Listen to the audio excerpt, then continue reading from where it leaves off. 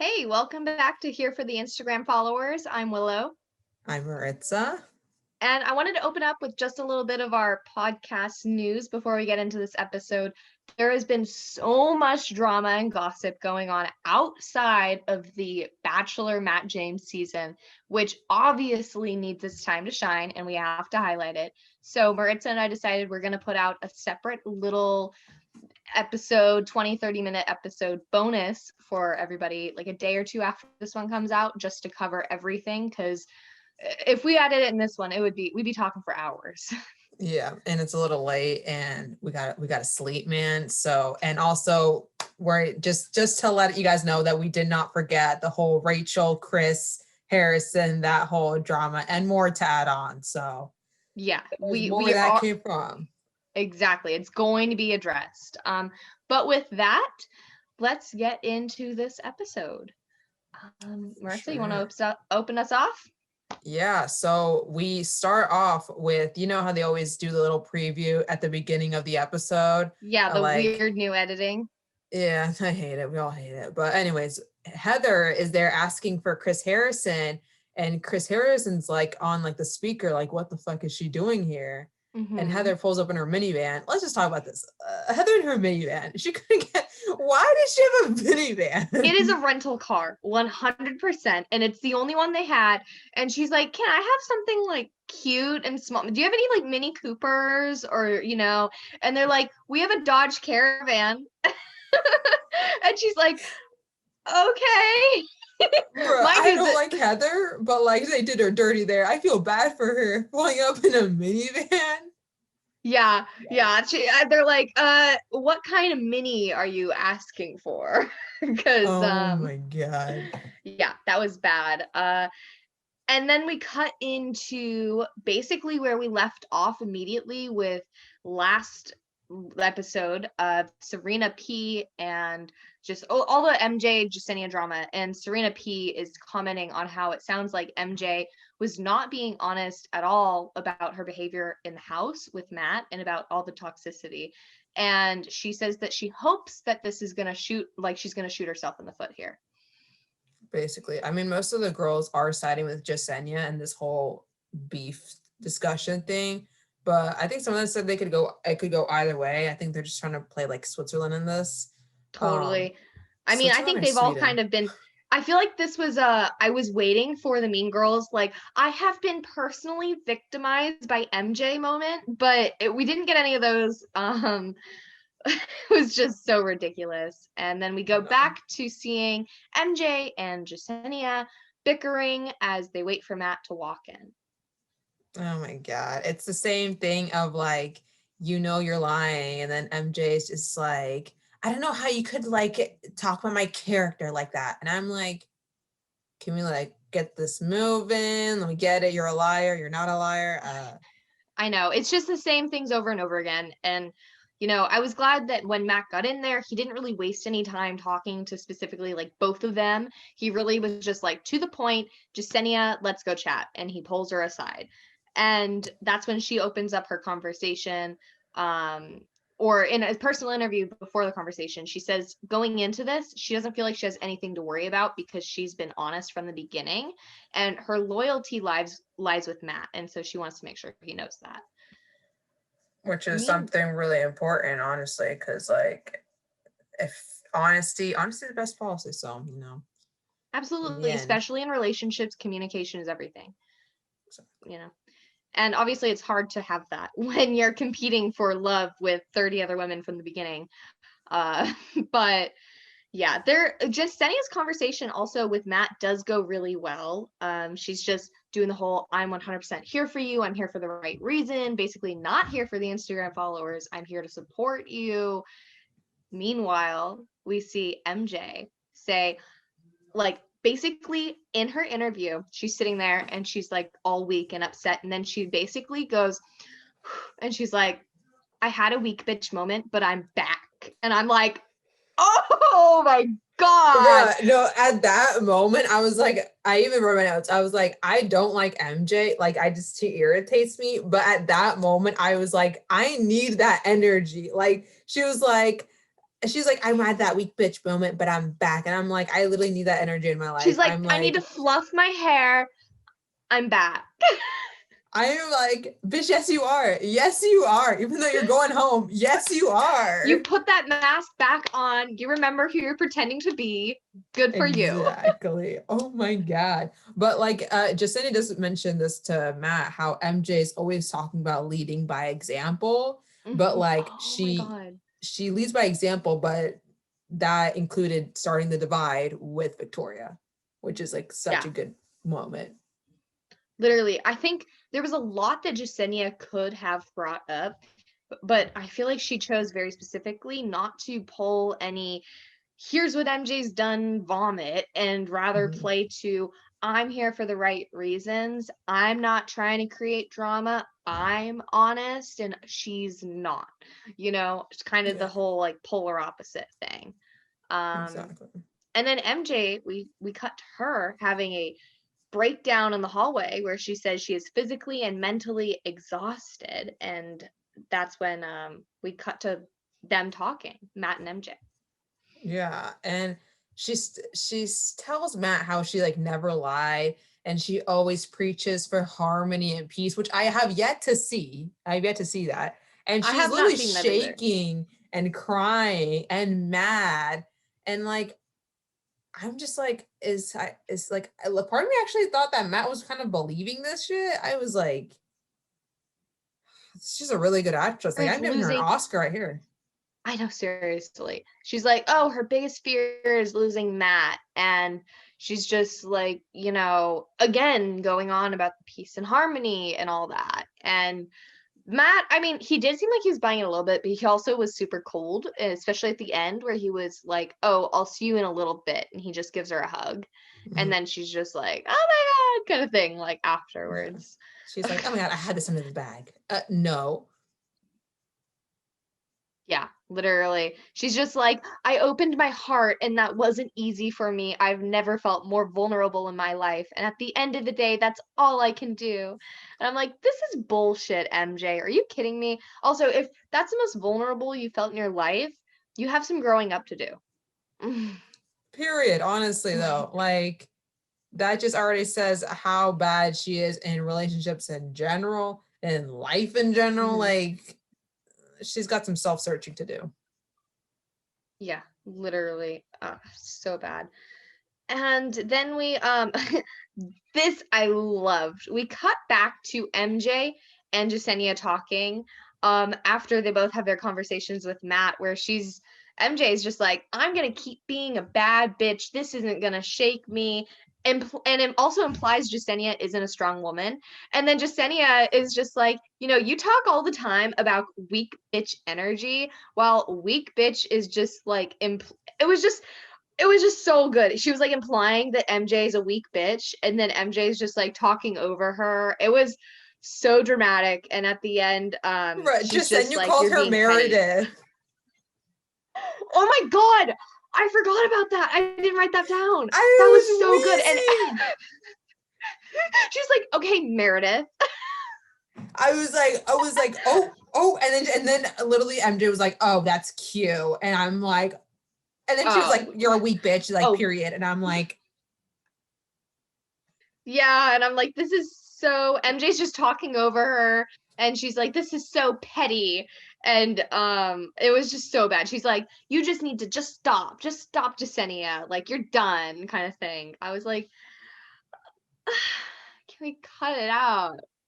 Oh my God. I was like, this sounds anyways, like then Matt comes in. Literally, I just got a new job. Okay, nannying. There's 3 kids. One's a 6-year-old and 2 twin 4-year-old boys. Okay. The twin 4-year-old boys have more intelligent like fights than Jasenia and MJ here. I'm not even kidding. They make like more accurate statements. Oh my God, the truth has been exposed right now. So bad. Anyways, then Matt comes back in and he's like, you know, MJ and Jasenia, you both make very valid points. And he's like, you know, MJ, you're someone I like being around. and you've given me and he says, Jasenia, though, you've given me no reason not to trust you. So he's really conflicted about this. And then very conflicted. I know, whatever. I feel like we all know that he was going to send MJ home. He knew that too. He's just spicing it up, right? Yeah. So he says, Jasenia, you said you want someone to be your rock, and you're willing to do that, and I feel that. So he says, MJ, I can't give you this rose. And her face falls as he walks her out. Just like that. Oh, shit, I am the sad bitch now. Yeah, just like that. And I'm so sad to see her go because I had such high hopes for MJ. Literally. I thought she was going to go so far and be so different. Very, very different. I thought that she was actually going to be peace and harmony. Nope. I was like hoping for boho frolicking through the meadow of flowers with my long flowing hair vibes, or like mermaid on the beach vibes. No, we just you know what like, I thought? I just thought of this right now. You know how night one there was MJ like the person and MJ the vibrator? I think the vibrator has more peace and harmony than MJ the person. True. Oh my god. Like, that's so bad. I'm so disappointed with MJ's character arc, but it is what it is. It is what it is. So yeah, then we cut back to all the girls walking into now the cocktail party, or so they think, because lo and behold, Chris Harrison enters and says Matt knows what he needs to do, and he's basically just cutting straight to the rose ceremony, which obviously disappoints everybody. He says that Matt is super exhausted from the drama, and I'm like, are you really? That's okay. Well, I think he only says that so that all the girls can go, oh my god, Katie, you're the reason that this drama even got brought up in the first place. Meanwhile, 2 days ago, they were all complaining about the fact that MJ was toxic in the house. Like, sorry, she fixed the problem for you guys. Exactly. They're always like pointing fingers at someone, they being Serena. So like it C. Literally Serena like C. Yeah, Serena C. Always throwing someone under the bus, and turns out Serena had something against Katie for insinuating the drama, supposedly, even though like that Katie didn't throw any names. Like Katie kind of just like exposed like, yo, this house is toxic. Well, I was gonna say, I think what Serena C did was she noted and she drew the relation between Katie and the drama happening with everything. Katie was involved in the Sarah thing. She was involved in the Victoria thing. Now she's involved in the Jasenia and MJ thing. And it's not because she's meant to. She accidentally got involved in the Sarah thing just because she had a little issue with Sarah. And then Sarah, spilled her feelings to her about her dad and all that. And then she was feeling for her. So she defended her. And that really pissed everybody off. And then the Victoria thing, she didn't really drop names. The Anna thing, she didn't really drop names. Just like this, she didn't really drop names, but Serena C's just needing somebody to blame, which I am still so shocked that she's made it this far, because they don't have any connection from what we've seen, and she's just still here. I love her, but she's still here. I thought the exact same thing. Like, she's great, but like I'm kind of surprised she's made it this far, because I literally haven't seen any actual deep conversations with Matt at all. She's just there for the commentary, which she brings to the table 100%. But honestly, producer planted character for sure. Pretty sure. It's kind of funny though, because at the beginning when when they all come together, like this is like before they send MJ when they send MJ home, and Katie's like, well, at least MJ is the last of the mean girl squad, like the mean girl toxicity. And I'm like, oh girl, you have yet to see Serena C. Serena C, yeah. She's the last, she's like, I think the last one, actually. Everyone else there is kind of just did their own business for the most part. I can even just name off just like Michelle, Rachel, Jasenia, Kit has Piper. Calmed down. What was that? Kit has calmed down. Like at first, she was part of it, but she comes like up and down in the waves of the drama. No, Kit, like I like Kit. I thought she was just gonna be a really immature 21-year-old who got into everything, but honestly, she has taken a lot more of the high road this entire season. She stayed out of things. She got in there kind of hot, and then she dodged it from there. Exactly, which was good for her character to stay there longer. Totally, especially considering she is so young and she didn't get much screen time really early on at all. So yeah. Then we cut to basically now Ryan being super stressed out going into the rose ceremony. And we have a lot of that highlighted. Piper as well, super anxious. And going into the rose ceremony, Jasenia, Rachel, Abigail, and Kit are all safe, which means 3 people are going to be going home. And I think we're ready to just get straight to it. Who got the first rose? Serena P got the first rose, which, I mean, not surprised. They always had a good connection, like really bubbly. And after that, Michelle, also not surprised. Then after that, Piper, and then Bree, and then Chelsea, and then Katie. And then, surprisingly, the last rose went to Serena C. Yeah. I mean, again, we did find out from Dylan Barber's tweets, right, that the producers choose 100% who stays and goes. So we know really was just stayed because they said so. But that means Ryan, Maggie, and I don't even know. I literally wrote Ryan, Maggie, and I don't know, go home. Brittany, I think it was that because she was the escort girl. Oh, that's what I thought too. I was kind of shocked that he would send her home after last episode was all about the whole escort comment, and then she gets sent home this week. There was no connection. There was just no connection. No. It was just maybe all eye candy, but no connection at all. Sorry, I did not catch that. I feel like they should have put her name on the screen, considering she did just show up. Like, I know she was involved in the drama, but I swear to God, she looked super different last week than she did this week. Because I saw her this week, and I was like, who is that? I've never seen her in my life. Brittany last week looked like Brittany. Yeah, exactly. I do think that Maggie deserved better. Like, she was so sweet, but she just didn't get any screen time. So like we just knew from the start she was gonna get sent home like this week. Like she didn't get anything. Honestly though, I think she was there for more of a bucket list, like fuck it, I'll go on The Bachelor while I'm already in America because I just got my doctorate. like screw it. Why not? See if I can get famous out of it. Then I'll be famous and have my doctorate. But imagine though. I mean, I see it probably, but like I was kind of surprised that Ryan got so invested in the whole thing with Matt, even though she's only been there for like 2 weeks. I have thoughts on this. Okay, I think Ryan was only upset because she had, remember, all of these girls that came in after the fact, Ryan, Brittany, whoever, Michelle, and like 2 others, the Puerto Rican girl and one other, they've been there since the beginning.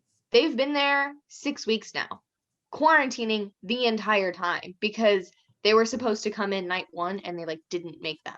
So I think she is pissed because she showed up expecting to go in night 1 alongside everybody else, and the show told her, no, you're waiting, we'll bring you in 3 weeks.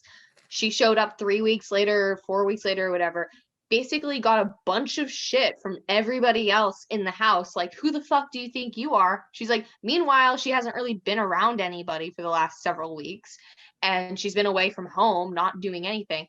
Quarantine's already hard enough, right? Then she just doesn't get any time with him because on every group date, it's all the OGs who are demanding the time. There's all this drama, right? And then she's like, okay, I wasted my time. I don't get any followers because she didn't get any screen time. She just wasted 5 or 6 weeks out of her life to go on a show she's not getting paid for at all. Like, it was just a complete waste of time for her. I don't think she didn't even surpass 100,000 Instagram followers. Like, it was a waste. She's not going to get any sponsorships or anything like that. No career after it. I feel for her, you know? Yeah, like you have like these big like expectations and then like you just get thrown under the bus like that, which is not fair at all. So I kind of now understanding that part of it, and now I kind of see why she was like so upset. Like she actually thought she would get something out of it, but like in the end, like yeah, it didn't work in her favor. Yeah, because I definitely, sorry, that was like a mini rant, but I definitely was like girl, Ryan, really? Why are you crying over a man you've known for 2 weeks? But I'm like, no, I would be so upset myself just because you're like, well, why did I could have just left, when I wasn't going on night 1. Like I could have just left then and saved myself all this trouble, all those COVID tests. Exactly.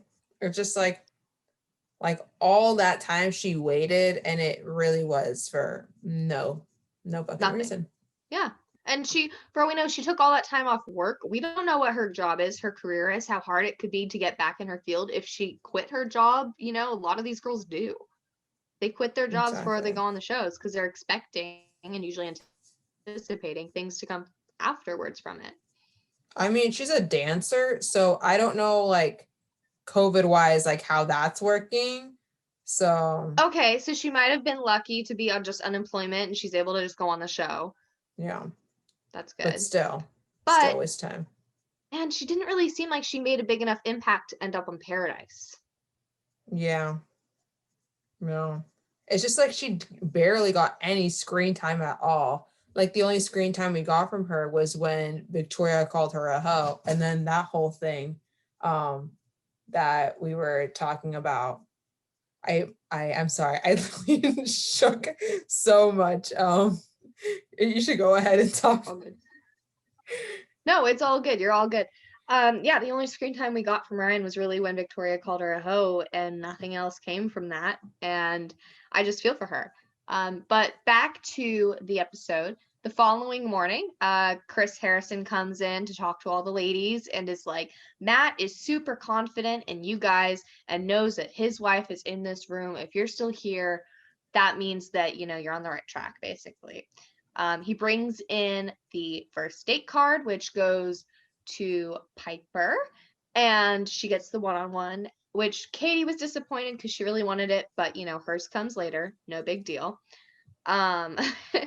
And yeah, then we get more into the Serena and Katie drama.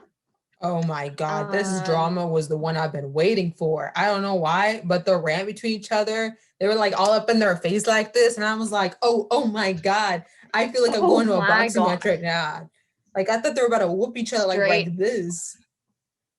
Straight up. And I think it happens after Katie talks to the whole group about being disappointed about not getting the date. And Serena C goes, Katie is calculated. And I'm like, okay, Serena C, you understand the game that is The Bachelor. You understand that her talking about not getting time, whatever, is going to maybe increase her likelihood of getting that one-on-one and yada, yada, yada. I think she gets it. And she's like, Katie knows what she's doing, 100%.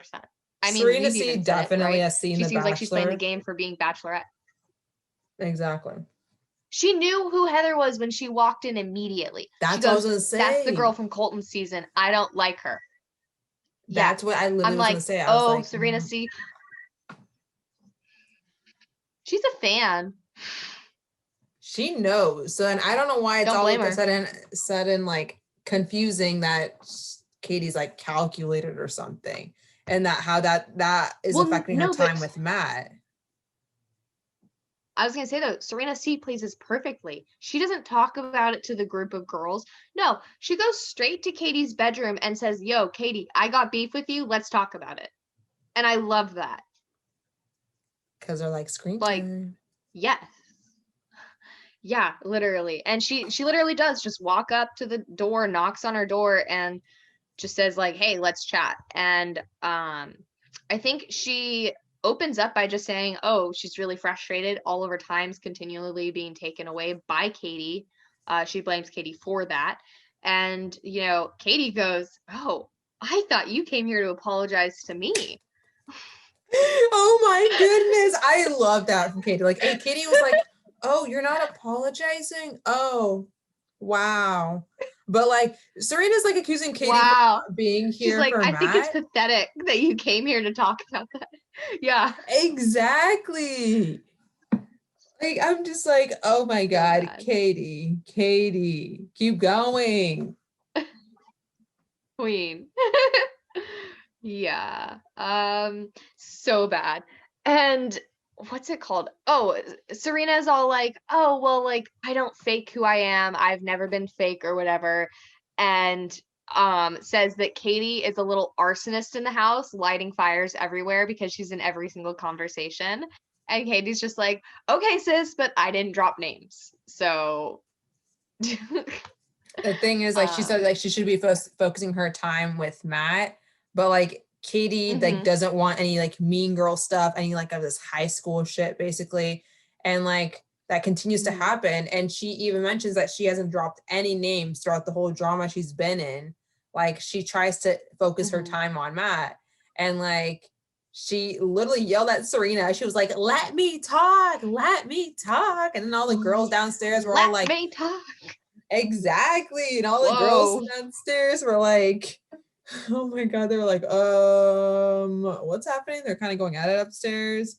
I don't know. I was kind of shook. Yeah. Serena was kind of shook. I just saw Serena's face was like dead in the eyes, like as she was getting yelled at.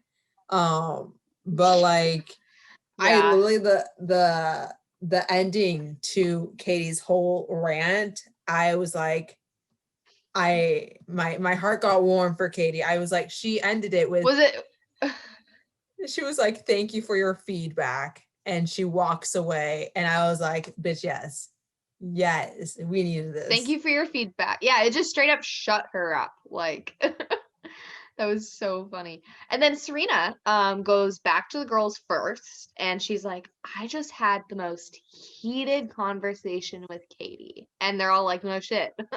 We could hear it. We heard it. It was echoing through the halls. It was so, yeah. Oh, and then she goes into Katie is calculated.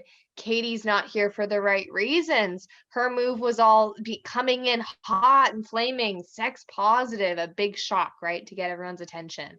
And who decides to walk in at that moment? She's like, she is literally, Serena C is breaking down the game and strategy that Katie came fully prepared with to all the girls. And Katie's like, hey guys, what are we talking about? Literally, Katie was like, Serena, you don't have to whisper, like, and Serena continues to accuse her of like saying she's not here for the right reasons and stuff. But Katie's like, I literally never said that. Yeah. And they go on about intentions and all that. And Katie and Serena are all like, oh, well, actions speak louder than words, kind of thing. And then, Jasenia, I liked this. She speaks up. She's like, yeah, like last night sucked for all of us, but we need to just move forward, And I really appreciate that statement. But of course, that's when Heather rolls right on up. In a minivan. So then we see the security guy and Heather talking, and he's like, who the hell are you? And she's just like, oh, like, call Mr. Harrison down, basically. So Chris comes down, and she basically tells Chris that Hannah Brown is like one of her closest friends, and they happened to spend a lot of time together over quarantine. And she said that Hannah spent time with Matt in quarantine. Mind you, it's quarantine. Why are y'all spending time together in the first place? Exactly. You're not quarantining. And like the fact she even says explicitly on the show. No, go ahead. What were you saying? Go ahead. I said on the show, she explicitly says, oh yeah, I had Hannah over to my house and we were saying, and Hannah said that you would be perfect for Matt. And I'm like, okay, so you had Hannah over to your house? So we're having people over to our house now? Like, you see me and Maritza right here? We're not at each other's houses. No. Like, you could have the conversation over Zoom. Exactly. A FaceTime, Skype, I don't know. Facebook video chat, I don't know. But like, I don't know. Like, exactly. It's just like, and then also the fact that if you guys were already hanging out with each other in your little pod and stuff, like, why didn't Hannah like tell you sooner that Matt was like good for you? Why all of a sudden he's the bachelor? Yeah, right? Oh, she finally told me. If you guys are besties, then you shouldn't be talking like every day. And how come all of a sudden also like, Matt's like good for you? Also, thing is, Matt wasn't technically announced for the Bachelor or whatever until after the Black Lives Matter thing and George Floyd movement and all that, right? That was in June, okay? Quarantine Crew was together March, April, May. There was 3 months in there that she could have been like, hey, Heather, this guy's like perfect for you. Exactly. Didn't mention it. Also, he was supposedly casted for Claire's season already. Remember, Chris Harrison had said that, right? That he was casted originally for Claire. So during all of this time, like, she was just like, what? I just don't get it. No. Yeah, no. Anyways, Chris is just like, we're really far into this, Heather, like, and we're in quarantine. Okay. Stop stressing like we're in quarantine. You seem like you have people coming and going all the time. Like, y'all's quarantine literally lasts like 3 days. Too, so whatever.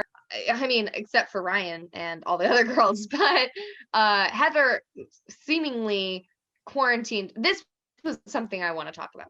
Chris says, today, let me talk to the people, see who can make this happen, kind of thing, see if we can do it.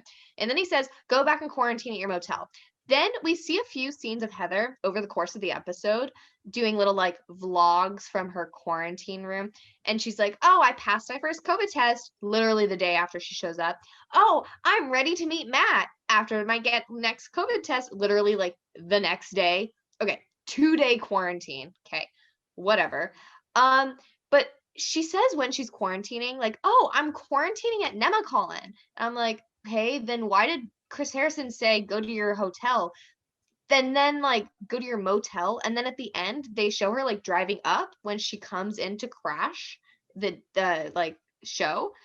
And I'm like, why is she driving up if she was staying there? Did they make her leave? Is she actually staying somewhere else and they made her come? It wouldn't make much sense for her to stay somewhere that isn't there. I'm just so confused with like where Heather slept for these few days. No, but I feel like, I mean, I thought Nemacolin was a huge little town thing. Like it wasn't just the Bachelor, like little like bubble. But now that I think about it, like, think about, but I thought the Nemacolin was literally just that resort, and that was the name of the resort, because remember when we see later on in the episode Tyler C getting massaged by the masseuse lady, and she said, oh, what brings you to like Farmington or whatever? I'm like, so she asked about the actual town there in Pennsylvania. So clearly like Nemacolin is, just the name of the, I'm just like, why are they having her leave and come back and pretend like she's staying somewhere else? Exactly. Like, why add it to the drama? We don't care. She rolls up and she's obnoxious. So like, and like, honestly, it just took more away from the episode because I'm just confused. Like, you just gave her like the Nemacolin minivan to drive around. That's where the minivan's from. It's like catering's minivan. Bro, now it makes sense. Oh my God, the stars were aligned for her. Oh my God. That's so funny. Anyways, also Peep the camera crew guy. This is my shout out for the episode. Peep the camera crew guy just holding the duffel bag in the background, swinging it around because he's completely bored during this conversation. Why did I not know this? Oh my God. Bro, I just saw the lighting guy just do this the whole time. And I'm like, oh no, they don't get paid enough for this shit, man. I know, like the one camera guy is like filming Heather. I was like, there's another camera guy just sitting there filming Chris. Oh yeah, but the best part wasn't Chris is like, I've never seen anything like this happen. I would never have expected this. I'm like, oh, I thought you were on the phone with Heather about this. I know. I don't even know. Yeah, confusing scene. Duffel bag man, if you're out there, I love you. We love you. This is such a shout out to you, man. We love you. I'm sorry they treat you like a slave. So you deserve better. You're here for the right reasons. Oh my God. Cut to our Piper one-on-one date that she has been so anxiously awaiting. They drive in a Jeep to what seems like the location. No. It's not a Jeep, man. It's not a Jeep. It's a fucking Jeep wagon. It's a G-Wagon. She said Jeep. I was like, no. He pulled up in like expensive. A white G-Wagon or something. That was my... that was a real bad mistake there. I am so sorry, everybody, for everyone I just hurt. I apologize. This is a PSA to literally the entire world. I will never make such a mistake again. Your boyfriend about to be mad at you for that right now. He is about to be. Anyways, it looks like he is taking her to the location of her murder. It literally was. I was like, just in a nice car. I thought I was still watching the Ted Bundy tapes right now. Literally. Yeah, he's like, oh yeah, here's a lantern. Walk down the dark path. Oh, don't worry about the snakes. I'm like, she was like, ah ha ha. I'm like, is she okay? Yeah, and then she flips a giant lever that they have in the middle of the woods, and all I can say before we even just say this, I am so sorry how much they shorted you, Brandon, on Tayshia's season with that hometown date. I am so sorry. They did you Brandon so dirty. Deserved better. Yes, he did. I literally put it in my notes too. I put Brendan deserved better because I was like, this whole carnival probably costed around like thousands of dollars. Brendan's little gig thing came out of Dollar Tree. Like Dollar Tree. Yeah. Like half the props from that one they stole from the elementary school down the street, you know. Like the carnival they put on for a fundraiser for kindergartners. It was so bad. They probably stole it from like the summer camp with Quinta Hold or something. Literally, it was so bad. And this was amazing. My one question, I hope they let the women who've been cooped up in the house with one another for 5 weeks, like, have an hour or two in the carnival with one another, like off camera, have fun. It's set up, the date's over, just enjoy it, do something other than sit in the room in the house. They paid for it, might as well get use out of it. Exactly. Like, God, I mean, I would really hate for that to be like probably like a whole day to put up and then a whole day to take down and only two people use it. Like that would just be a waste. Yeah, and literally this carnival, I mean, it was amazing, but it did look kind of lonely without more people there. I'm like, I would have wanted more people. I would have invited them to my date. I'm not gonna lie. I don't know who looked haunted because it was all lonely, or look haunted because like I was still getting like Ted Bundy vibes the whole time. I don't know why. I know, seriously. I'm like, this just feels like it could go really scary. Like everyone could get murdered. Yeah, like okay, remember Tayshia and Zach even had a really big carnival thing. Probably the same exact carnival things. But like no, but the thing with Tayshia and Zach is that they only had one cool ride. After that, it was over. It was over. They just had the Ferris wheel, and like it made it more intimate and less murdery, less like that random scene from Riverdale or whatever. And like, you know what I mean? Or like less like euphoria. Like, I don't know, it just spelled wrong. Yeah. Anyways, I mean, the rest of the date for that part, nothing happened. It was just a carnival date. They did carnival stuff. Yeah. I mean, we can go back to the girls, honestly, because again, boring. Again, yes. Let's see. We get a date card, right? And Chelsea is like, I don't want it. Exactly, because they all know it's a group date card, and we don't want group date cards. Yeah. So, well, the group date does go to Bree, Kit, Rachel, Michelle, Jasenia, Serena P, Abigail, Chelsea, and Serena C, which means that Katie gets the one-on-one. Exactly. Which pisses Serena C off. To no end. She was like, I hope they send her home, which I mean, I don't want to spoil too much, but we'll see. Yeah.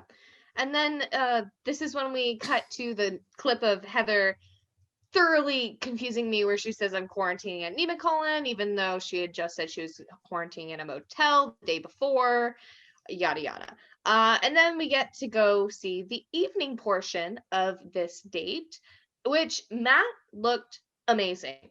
Notable mention to his outfit. He was wearing a super cute plaid scarf with like a burgundy jacket, white pants, a gray suit jacket, pink shirt and top. It matched. It was coordinated. It looked good. Stylists need a raise. Except the other stylist for the rest of the episode needs to be fired. This was the only this is the only outfit that slapped this episode. I think it was Katie's day that he had like a blue shirt and like an orange blazer. Oh yeah, it was I think it was a yellow shirt with a bright blue jacket and a brown overcoat. Didn't work. Caillou vibes all the way. Oh no, you did him dirty like that. The blue and the yellow, I gotta say, it was just screamed Caillou. Screamed it. Plus, the like just kind of like expressionless expression that he makes. Yeah. Same vibe. Anyways, yeah, then Piper and him have a really genuine conversation, and it was sweet. I feel Piper is expressing how expressing her feelings is like a weakness to her, and I was like, oh, that's interesting. I just felt like she really like opened up a way that we hadn't seen her open up before, and I really liked that. I did too. And I mean, I do feel like she could have opened up more. Like, I still feel like with Piper, they're showing us not all of it, but I feel like she says she's opening up, but at the same time, it still feels kind of surface level. Yeah. I don't know. I mean, yeah, because she like expresses like kind of like parts of how like she was raised by her parents who didn't like express love in a certain way or something like that. Again, like, go ahead. Oh, I was gonna say totally a valid thing that can be really difficult growing up with, but I still feel like I would have appreciated a little bit more into how that has affected her personally. How has that affected your relationships personally? How has this impacted your friendships growing up? All of those. How has this impacted your early dating level? Like, how has this impacted your relationship as a whole? Do most of your relationships end because you don't know how to express your emotions? Like, how? That's what I want to know. She brought up a little bit, but she didn't go deep. She still stayed surface level. Yeah, that's a really, really good point. I do have to say I was super confused on why it was necessary for the cameraman to zoom in on Matt stroking Piper's leg as she talked about these subjects. Yeah, it wasn't very didn't match the tone of what we were talking about. Yeah, I don't know. But she basically asks him to be patient with her, and he says he will be. And I really think that I could see her going closer to the ends, like hometowns and things like that, so long as she does open up a little bit more about her deep personal inner self. Exactly. I do think though she's not going to win it though.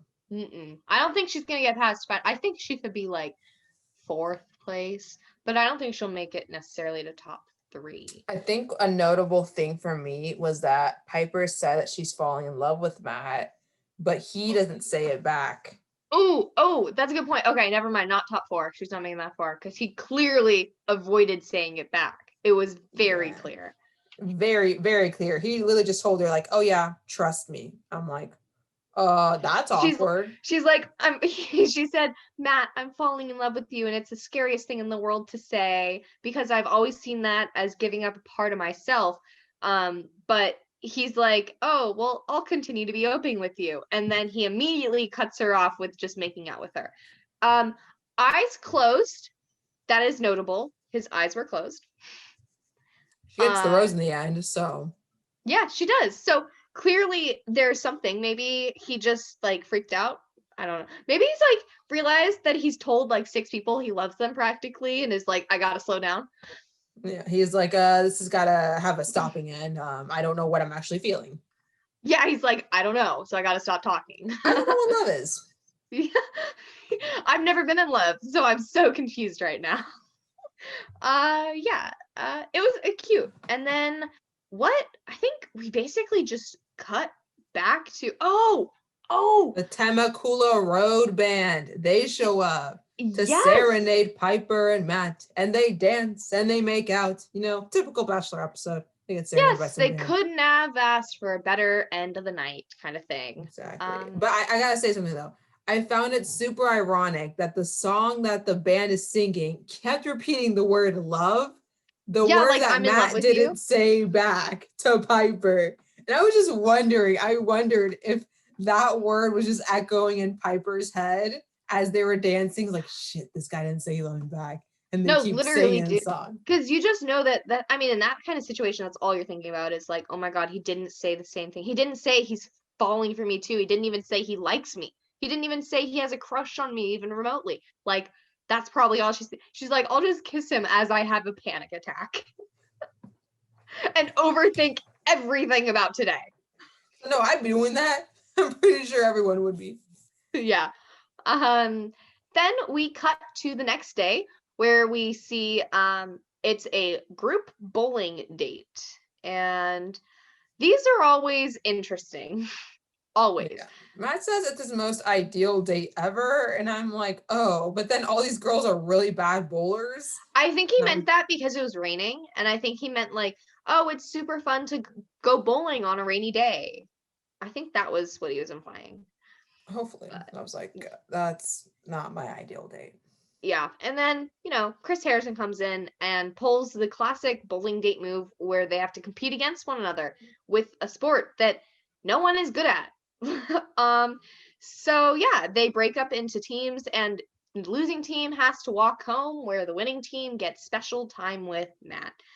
And I think I didn't write down who was on what team. It was pink team and a blue team. Yeah, exactly. I do know that the blue team was like losing a lot of it, and like pink team, I know Michelle was in the pink team and she was literally carrying the team. Felt like her and Serena P. And I'm like, whoa, Michelle, honestly, Michelle could be good at everything. Honestly, she's like, she's that kind of bitch. But yeah, but the blue team almost came through and it was kind of neck and neck, but then who ends up winning? Pink team. Actually, no. Yeah, pink team. Pink team, yeah. Pink team wins because Abigail, she gets a gutter ball, unfortunately, in the very end.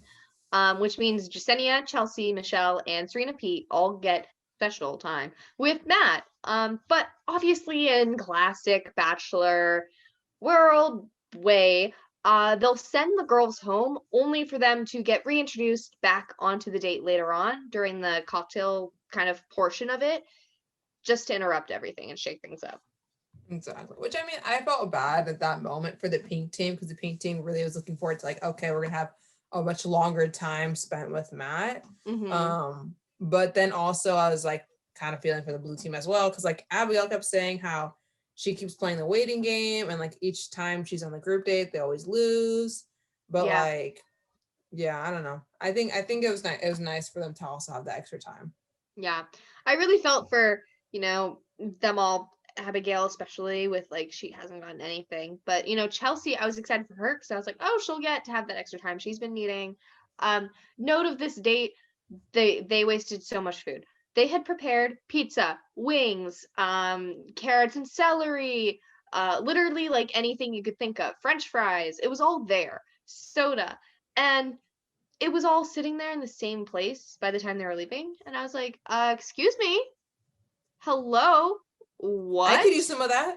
Yeah, seriously. And I actually noted the exact same thing on, I think it was Piper's date with Matt. The two of them, when they get up to go watch the acoustic band, Matt leaves a giant piece of perfectly cooked medium rare steak on his plate, just like sitting there, uneaten. They didn't finish their dinner. And I was just, that made me very uncomfortable. It was perfectly cooked. It looked so tender and yummy. They just left it. No. Why would they disgrace the food like that? I'm sorry, man. You know, a cow gave up its life for you to have that piece of steak, okay? And you're not gonna eat it to the fullest. Like, bro, at least get in a to-go box. Like, come on. Seriously, oh my God, save it for later. Make some steak sandwiches tomorrow morning. Bomb. There you go. Yeah. Anyways, so then we do see, I think at the evening portion of the date, we see him pull aside Abigail first, right? To give her some of her special time that she's, or no. Was it Abigail? No. No. Serena P. I Serena think P. yeah, I think so. All I know is that they were talking and Serena P says that she's falling for Matt. He notably does not say back, and he just kisses her weird. Like he misses her lips. Like it's just like up here. And I'm like, oh, okay. Oh, awkward. Also note he's wearing a weird Hawaiian shirt under a burgundy sweater for this date. Colors did not mix very well. Don't know what lighting he got dressed in, but it was clearly not the right lighting. Anyways, I don't know. This whole date was just kind of as expected. Like he talked to people and it went well and he kissed them. He talked to somebody else, it went well, he kissed them. That was pretty much the entirety of this. I don't really feel like we need to go too into detail on like the specifics, honestly.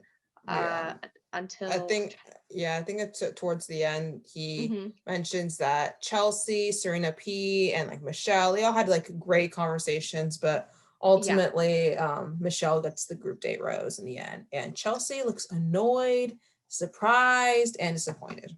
Yeah, and I mean, I will admit Chelsea and Matt did have a pretty hot makeout in the stairwell when Chelsea had her time with him, but obviously it just wasn't enough and didn't compare to who got the rose again? Clearly didn't.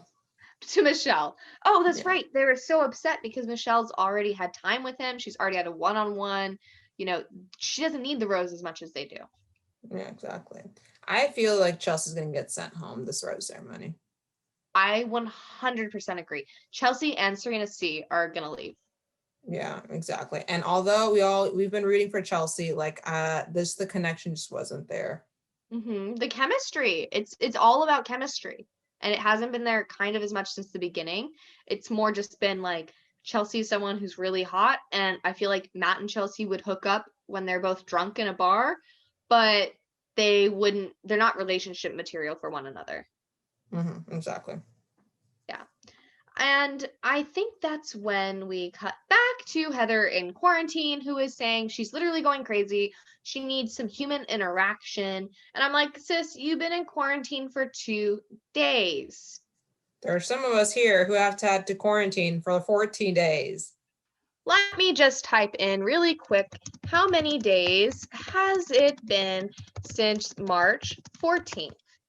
That's when Sonoma County went into quarantine. Just because it has been 335 days that Maritza and I have spent in quarantine. So really, Heather, I don't care for like what you have to say, because I know that you've just been running around, flying all over the place, doing whatever you want. Meanwhile, some of us are actually taking this serious. Yeah, exactly. It has been 335 days. Stop. We are not feeling for you right now, Heather. I really don't care because you don't understand what it is like. No, you don't. No, you don't. Get out. Get your privilege out of here. Yeah. So then we get to see this. Finally, Tyler C is here. We've all been waiting for him. We've all been waiting for it. And the first thing that Matt basically talks to Tyler C about is Katie, because he has his date with Katie this day. And he says, Katie pulled a cactus size. What is a cactus size? First of all, he says a cactus size vibrator out when she got out of the limo. And that's not even the start of the story, but she really owns who she is as a person. And so it's not just like she's only like a sex crave person, you know. He was like really getting that clear, which I appreciated. He was like, you know, she's just super confident in herself. Which, I mean, she is. Respect the queen that she is, honestly. Yeah. And okay, question. Was it just me that thought Tyler looked fucked up in this scene? Like, I thought he was like, he was either hungover or high as fuck, man. Like, I thought. Or a combination of both. Honestly, no, yeah. I was like, they were playing pool, but the thing was, I just thought that, I don't even think Tyler could even see the ball straight. Like, dude, the two of them always just look stoned all the time. Like, I'm not even kidding. Matt looks stoned on this show all the time. And it's so funny where I'm like so convinced he's somehow snuck weed onto it because, and I say this 100% with the fact of he will like have an interview or he'll be on the date or something, and he'll come in looking really squinty, and then 3 hours later, by the time the date's over, you'll see an interview with him, eyes will be clear and white. And I'm like, we went from like red and cloudy and kind of slow and squinty to like super like woo, to then later that night like, hey. Again, mood down. It's like like yeah. Would he be the first though? I mean, it's never been as apparent as I think, frankly. I thought people snuck weed onto the last season, Claire's season. I thought that was like the first season that I ever questioned if some of the players were genuinely actually high, because they were walking around acting stoned with like super glossy red eyes. And I wonder if Bachelor has changed their policies on substance use. Like maybe they are totally okay with marijuana now. I mean, it's legal, so. It's legal. I mean, they have drinking restrictions with the show after all of the drama that happened on Paradise a few years ago, with Corinne and the sexual assault allegations and all that. But it seems like we got through to Bachelor. I'm saying it seems like Matt is really taking advantage of that. I mean, we can't blame him with everything he's dealing with these women this season. Like, oh yeah, bro, I would be stoned as fuck the whole time too if I had to deal with Victoria. Jesus. Victoria, Anna's facial expressions. I mean, God. Just think of how Matt reacted when Heather walks in. Immediately full burst out giggles. Bro. It was the awkwardness for me. Oh my God. And he was like the only one laughing. Oh my God. But let's cut back to Matt and Tyler C. So Matt says that he see how the process has worked for Tyler. But I literally was questioning that so much because I'm like, so Tyler is still single. He didn't get the rose from Hannah Brown. They end up quarantining with Hannah Brown, and he still isn't with Hannah Brown. Dude, like, I literally wrote the same thing. I was like, okay, you said that it worked, but like, he's not engaged. He didn't get engaged at the end of it. He's not currently in a relationship or married. He's only gained Instagram followers and dated Gigi Hadid, and he's currently living with you in an $8,000 a month shithole apartment in New York. I really don't think it worked for him.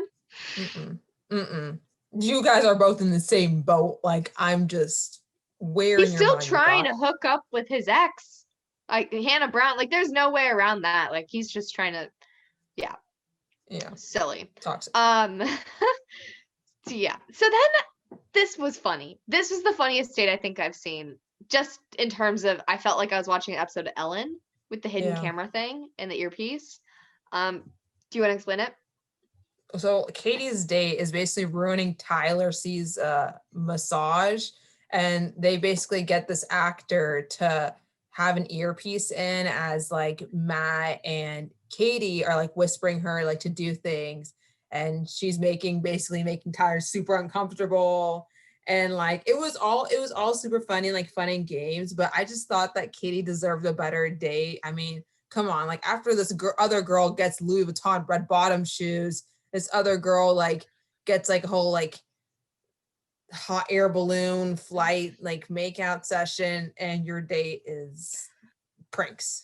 Well, you know what I had an issue with or felt really bad for Katie with was, okay, they go to the spa and Katie's thinking that she's being treated to a spa day, like Rachel got treated to a shopping day, you know, seaweed wraps, mud baths, sauna, you know, facials, a mani-pedi maybe.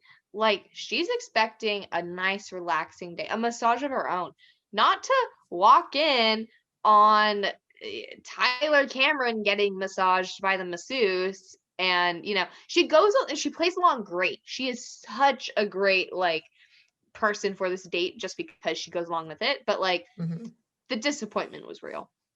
It really was. I just thought, like, I felt like Katie knew she deserved better, and we all thought she deserved better. Like Katie was third wheeling with Matt and Tyler the entire time. Like exactly. Tyler was massaging, or Matt was massaging Tyler by the end of it, literally, and she's just standing there in the corner.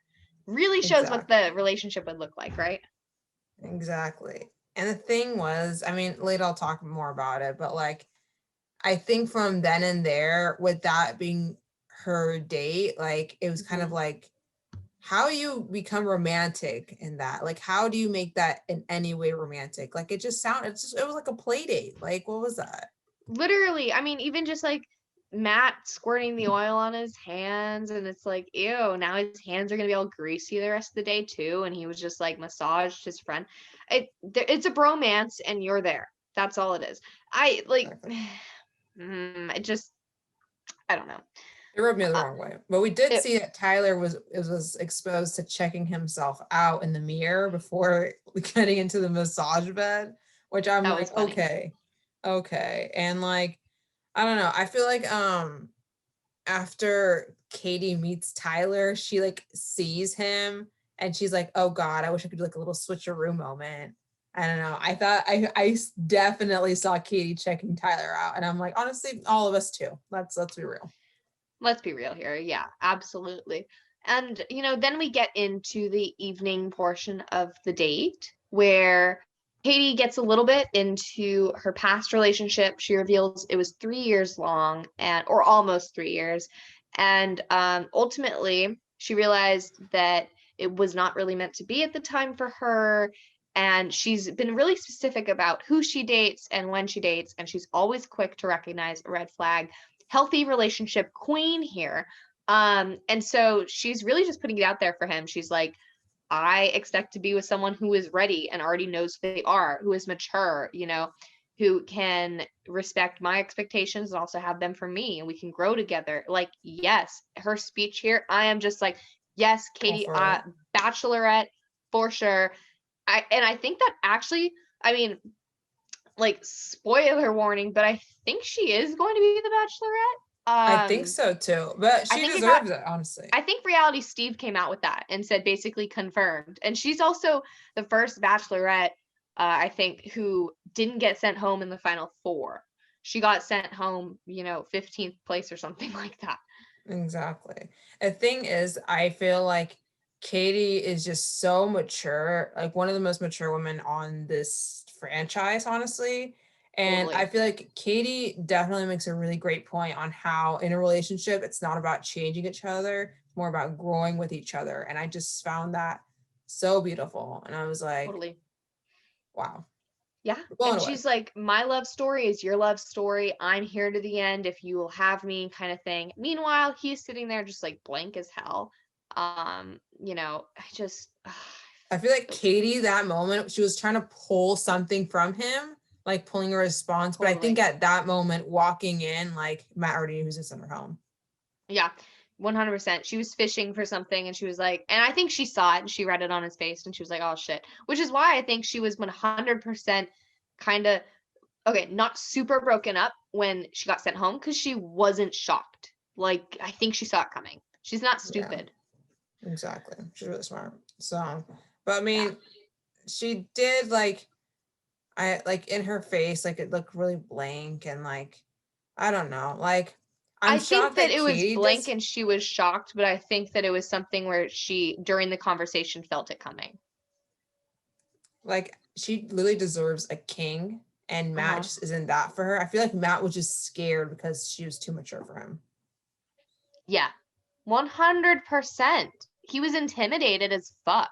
She's done the work that he hasn't even started on, She's like ready. She's genuinely ready for marriage, and he's not there. Exactly. So, I don't know. Matt says that his feelings for other women have like gotten further than they have for her, but like literally like he's just trying to kind of save his ass at this moment, like before he gets his ass kicked. Yeah, she's just like, it's not a slide.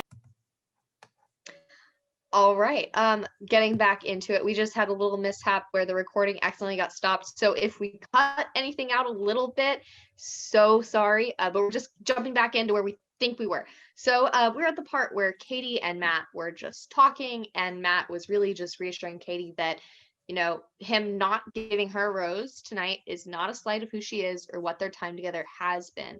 He just hasn't been feeling the things he needs to in order to be at this stage in the process of finding his wife. And that's when Katie really starts to shut down, just giving her short responses like, okay. And he's like, can I let you out? Let me walk you out. And she's like, yeah, you know, kind of thing. I feel bad for her. I really did. She even said that she was already painting her future with Matt.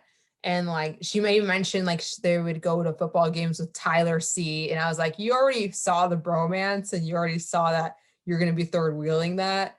That's funny. Yeah. Literally. She's just like, oh, my friends and your friends mixing. She's like thinking about it, which is a fun thing to think about when you're excited about a relationship, you know? Exactly. But I feel like something important that Katie mentioned, that she knows who she is and she knows that she deserves someone who loves who she is and like what she has to offer. And like at that moment, like the dramatic, like Matt walking away, I was like, okay, this is when we introduce her as the Bachelorette. Yep. Exactly. Literally. Yeah. I love it. She was just like, she doesn't regret being herself. And she's like, sucks that it wasn't enough, but whatever, you know. She's won America's heart. That's it. That's all I can say. She doesn't need to win Matt's. No. Yeah. So then we basically immediately skip forward an entire day where we cut to seeing Heather getting fully ready for the rose ceremony, looking like an actual mermaid in this gorgeous like pearl flower dress. It's such a pretty dress. Really was. I feel like she was really calculated that she was like, I'm gonna choose white because I already know I'm marriage material and he's got to know this, even though I'm so far behind from these girls. And I'm like, she squeezes her feet into these tiny little slippers that seem like they were made for a child. They look like they gave me the vibe of those shoes that we all wore when we were like 4 that were plastic, and they like clanked around. And sometimes if you ever took them outside, I don't know about you, I would sometimes walk outside with them and they'd get like a gravel rock in it and it would just shake the entire time you wore them from the rest. That was like the vibe of these shoes, like plastic, like the plastic thing that holds your foot in that gets kind of like sweaty. Bro, like I know exactly how you're feeling. I literally had those exact same shoes in pink and yellow. One for Belle and one for Sleeping Beauty. Oh my God, I remember those. I had the Sleeping Beauty pink ones, and I think I had some like Snow White red ones. Those were the iconic shoes for sure. Yeah, that was the vibe Heather was presenting for sure. And she was totally, I'm just saying this now, Heather is here for the Instagram followers, and I'm not the only one that basically calls that out. Like literally, she walks into the room when all the girls are just talking and doing their thing, and Matt's got I think he has Abigail inside right now. No, well, first he at the rose ceremony, first he pulled away Abigail. Okay. And then after that was Heather pulls up, he's talking to Piper. Piper, right. And oh my gosh, Heather comes in and immediately Serena C is basically calling her out, just like, what the hell is she doing here? And it's like, she's from, you know, Colton season. I know who she is. I don't like her. Calling her out. I love how Heather pulls up those struggling with the door first. I was like, well, that's a great first impression. I love that. They were all like, oh, is she able to get in? Can she even? Yeah, they're like, oh, she's coming on the show. Well, I mean, if she can open the door. Okay, who gave Heather the floor plan though of Nemacolin and told her exactly where Matt would be? Oh my God, the producers obviously is like, okay, so this is what you're gonna do, Heather. You're gonna walk in, pretend you don't know how to operate a door. You're gonna walk in, and then you go straight ahead, turn left there, and turn another right, and you're gonna see him talking to another girl. Go left, and you go don't past care about 2 doors, take a right at the dead plant, and you're there. Exactly. Yeah, so funny. And I mean, just the reactions from everybody is so funny. All the women are like collecting together. Rachel is crying for whatever reason. They're all just sprinting around, like figuring out who she is. they're basically doing all the information gathering of Heather that they can based off of each other, what they already know. And they're like, it's like practically Googling who this girl is based off each other's information and knowledge because they don't have access to the internet. I love how Heather proceeds to walk past these girls, basically calculating how to destroy Heather. And she proceeds to walk past them. She was like doing her little hi. She's like, hi, guys. Yeah. And I'm like, girl, these girls don't like you already. Like, you best believe they're going to tear you apart. Yeah, they're gonna do something that will make your little plastic shoe just like break, and you're gonna ruin your night, and like they're gonna do something to sabotage you. Anyways, exactly. Heather walks in to the conversation, and like I alluded to earlier in the episode, Matt's immediate reaction is laughing his ass off and apologizing to Piper. Exactly. And I think Piper, I would have been super uncomfortable, and Piper felt that. She was just like, what the hell's happening? The way she snatched her rose, sprinted by Heather, and sprinted out to the girls and was like, what the fuck just happened? Who is that bitch? She literally bolted out. She was like, what the fuck? Yeah. She's like, guys, like, you are not going to believe this. And they're like, we know. It's like Heather from Colton's season. She's a bitch. That's basically the gist. And they're all like, she's already had her time. She needs to go home. Exactly. They already have a death plan for her. Like, they're already writing her death certificate. Like, they basically said, like, she's over. She's not going to stay longer. Here's the difference. They're all united in this. It's not like, oh, just Victoria, Anna, and, you know, whoever hates them all. No, it's like they're all like, let's kill Heather. Basically. I think the whole time during Heather and Matt's conversation, though, I'm cringing so hard. I'm just like, because Matt's like, you're a friend. And like, she's like, oh, haha, hi. Also, she doesn't really say anything that's noteworthy. Like, I didn't write any notes down of her, you know. I mean, I think we're going to get into the conversation more next week, but probably, because I didn't write anything down too. I just thought it was irrelevant.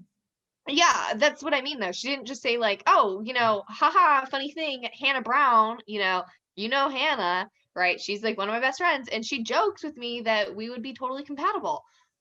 Like, why don't you open with something like that?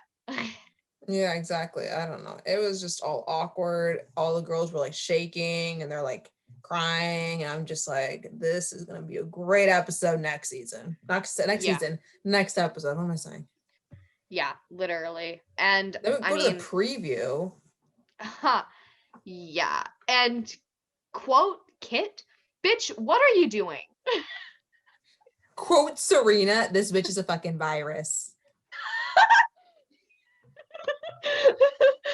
She said a virus in the middle of a pandemic. In the middle of a pandemic. Yes, she did. Yeah, and then Heather's already crying about how all the girls are mean. It seems like we have some really magical dates next week. It seems like Jasenia gets a beautiful one-on-one. Oh, also, Matt seems like he has some good moments with Kit, probably on a group date, saying, you mean a lot to me. I don't want you to go. It seems like they have John Legend on the show. Was that? I missed that. Wait, did I miss that? Was that who I was singing? Because I'm like, this guy looks and sounds like John Legend, but am I just like silly? Like, did John, because he's a little older now than he was before quarantine. Like, I'm not 100% sure. I don't think that was John Legend, bro. Unless I'm tripping. I might be tripping. I honestly don't know. I never saw John Legend. So. They had some guy performing. There was a guy performing. The musical performances are keep coming. I mean, I was surprised. I was like, I'm surprised they got someone as big as John Legend, because they always have all these random country singers I've never heard of. Exactly. Maybe it's not John Legend. We will see. But what I can tell you is that Matt is going to send someone home. Piper is crying at the bar, and Matt is wearing a really cool leather jacket. I find like the occasional good stylist choices. And then Matt, in the extra scene, he's about to kick the Oh my God, he better kick the shit out of Serena P. I was literally concerned for her. I was like, oh no, why would she mention this? Also, like, I wasn't expecting him to kick it the way he did. So Serena C basically goes, Serena P goes, oh, I heard you do karate. And he's like, oh my God, yeah, whatever, kind of thing. And so he's like, here, hold this pillow. And so they're like trying to figure out a way that she can hold the pillow without getting kicked in the face, the arm, hurt somehow. Mind you, she is so tiny, and Matt is literally walking around like 6 foot plus giant, long limbs, right? His leg, it's just gonna smack her in the face. There's no way around it. Her 5'2" self, like, come on, it's expected. Yeah, literally. And eventually he does go for the kick of the pillow, which sends the pillow flying over his head, which I just thought it was funny. But I was not anticipating the style of kick. He like jump kicks. I was expecting just like a leg kick, you know? I thought so too. I was like, hold on, is this a soccer kick? Was this a karate kick? Like, I'm confused. It was supposed to be a karate kick, but like, that was not it. I thought he was like, gonna like bam like that with his foot up, you know, not literally jump. I think his karate lessons was from watching the movie Karate Kid. I think that's where he learned his karate. Like, what? He practiced the jump standing on a foot post, like a post of a fence. He really said, I'm trying to be Jaden Smith out here, man. Oh my God. Literally. All right. Well, I mean, that was the Bachelor recap for episode 6 of Matt James's season. We will be coming at you in, a day or two with follow-up Batch Nation news. Exactly. So we will see you guys next episode. Bye.